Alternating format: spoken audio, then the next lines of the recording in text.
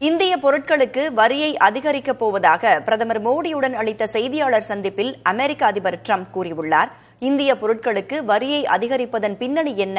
அமெரிக்க வாழ் தமிழரும் முதலீட்டுத்துறை நிபுணருமான கணபதி முருகேஷ் கூறுவதை தற்போது பார்க்கலாம்.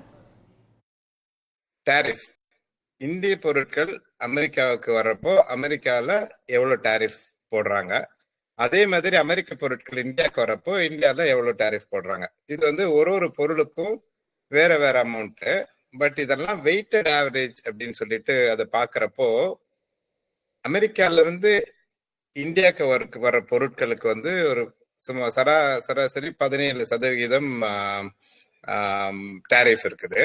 அதே மாதிரி இந்தியால இருந்து அமெரிக்காவுக்கு வர பொருட்களுக்கு 2-3 2.2-2.3% டாரிஃப் வருது. ஸோ அப்படின்னு பாக்குறப்போ இந்த balance heavily shifted in favour of India. So இந்தியாவுடைய ப்ராடக்ட்ஸுக்கு அமெரிக்கால இருந்து அதிகமா டாரிஃப் பே பண்றாங்க. ஓகே, ஸோ இதுதான் இது பேக்ரவுண்டோடைய ஃபேக்ட்ஸ்.